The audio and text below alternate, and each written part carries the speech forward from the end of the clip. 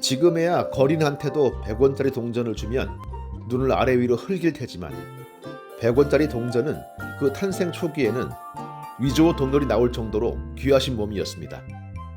발권은 됐다는데 도통 사람들이 구경하기 힘들었던 겁니다. 당시 신문에 따르면 공급량이 하루에 3만 개로 워낙 적은 데다 한국은행을 나온 동전들이 몇 단계를 안 거쳐 저금통으로 들어가기 때문이었다고 합니다. 요즘 5만원 지폐의 품귀 현상과 비슷한 이유라고나 할까요?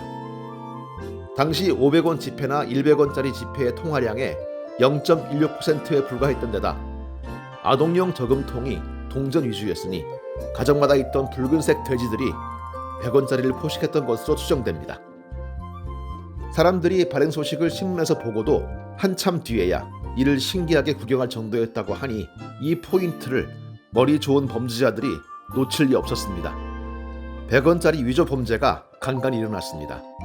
100원 동전을 본 사람들이 드무니 위조가 활개칠 수밖에 없었죠. 동전 발행량을 늘려야 했지만 100원짜리 동전의 재료는 화폐 개혁 이전 사용되다가 창고에 쌓아두었던 100환짜리 동전이었던 바 생산에 한계가 있었습니다. 이 점을 지적하면서 위 신문은 이렇게 탄식하고 있습니다. 이런 발권 능력 때문에 100원짜리 동전은 퇴장을 면치 못할 것 같다. 그러나 퇴출된 것은 100원짜리 동전이 아니라 지폐였습니다. 그리고 100원짜리 동전은 이후 장장 반세기에 걸쳐 가장 일관된 디자인으로 한국인들의 화폐 생활을 담아낸 화폐로 여러 페이지 역사를 장식하게 됩니다. 동전이 나왔다는 자체가 메인 화폐로서의 기능이 떨어진다는 이야기겠지만 1970년대만 해도 100원은 쏠쏠한 액수였습니다. 30원짜리 아이스 캔디 한 개로 열기를 식히고도 70원이 남고 노트 한 권을 사면 한 과목의 정리를 유효하게 할 수 있고 50원짜리 빵을 사 먹고도 삼각자 한 개를 산다고 했으니 요즘 돈으로 기천원 값어치는 했던 것 같습니다. 그런데 특히 100원짜리 동전의 위력이 가장 빛났던 곳은 역시 8, 90년대의 전자오락실이 아닐까 합니다. 원래는 50원씩 하던 오락실이 벼랑간 100원으로 100% 인상됐을 때의 충격은 지금도 기억에 생생하거니와 가라가라 부르던 갤러그, 그 이후에 나온 제비우스 엑스리온, 너구리와 1942 등등 다양한 오락기들은 그야말로 100원 먹는 하마도 같았습니다. 요금은 50원이어도 주로 100원을 가지고 50원 동전 2개를 받곤 했으니까요. 100원짜리가 주머니에 좀 들어있으면 세상이 밝아 보였고 마치 은화라도 손에 쥔 듯 짜릿한 기분이 하늘에 닿았습니다. 전자오락실에서는 100원만 빌려주어가 주문처럼 난무했고 그 때문에 삥을 뜯는 일도 뜯기는 일도 잦았으며 동전을 쌓아두고 오락기를 차지하고 있는 놈들의 뒤통수가 그렇게 부러울 수가 없었습니다. 또 오랫동안 100원짜리는 인정의 돈이기도 했습니다. 제가 초등학교 무렵에도 거지에게 10원을 준 기억은 많지 않거니와 그리 유통량이 많지 않았던 50원짜리나 나름 큰 화폐였던 500원을 제외하고 거린들에게 주는 한 푼은 대개 100원이었습니다.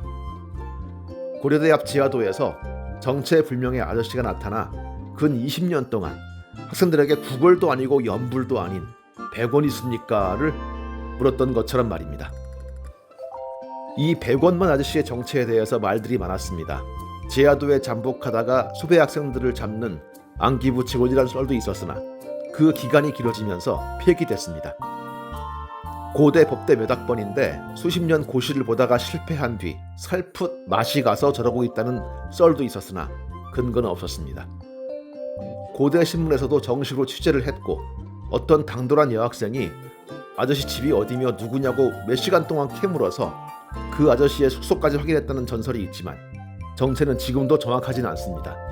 어느 해인가 영어 교육과 교수가 그가 다리를 절룩이는 것을 보고 제자들과 함께 그를 병원에 데리고 갔더니 피부가 엄청나게 썩어가고 있었고 대동제 때 100원만 아저씨 돕기 일일 호프까지 벌여 미스터 100을 도왔다고 합니다. 그때 외국인이었던 교수님의 한마디가 기억나서 키득거리게 됩니다. 비록 거린이지만 100원만 받아가는 모습에서 물질적인 욕심만큼은 없다는 것을 알게 됩니다. 물질적인 욕심이 없다는 것은 우리들이 배울 점 아니겠습니까? 100원은 또 오랫동안 초코파이 값이기도 했습니다. 1974년 처음 나왔을 때는 50원이었던 초코파이는 75년경 더블로 뛰어 100원이 됐습니다. 그때 짜장면 값이 140원가량. 하지만 그로부터 장장 19년 뒤인 1996년 원료 가격 상승을 견디다 못해 150원으로 올릴 때까지 초코파이 가격은 100원을 유지했습니다. 짜장면 값은 2,500원으로 올라 있었음에도 불구하고 말입니다. 초코파이는 우리의 영혼이라는 신조로 국민들에게 먹을거리로 행복감을 주겠다는 창업주의 고집이 배경이 됐다고 전해집니다. 그 진위에 어쨌든 100원짜리 하나로 바꿀 수 있었던 초코파이는 20년간의 행복이었습니다. 오리온 제과의 고마운 일이죠. 초창기 때부터 그랬지만 100원짜리 동전은 집안의 돼지저금통이 가장 즐겨 먹은 동전이기도 했습니다. PC통신 유니텔이 공모했던 미담 사례 가운데 1등을 차지한 이야기가 있었습니다. 장애인으로 불우했던 남자와 가난한 여자가 만나 결혼을 했습니다. 바깥 출입이 자유롭지 않았던 남편의 낙은 아내를 따라 시장 가는 것이었는데 갈 때마다 좀 명구스러운 일이 벌어졌습니다. 아내가 악착같이 흥정을 해서 몇백 원씩을 깎는 모습이 좋아 보이지 않았던 겁니다. 하지만 비난한 처지에 그를 탓할 깜냥은 없었습니다.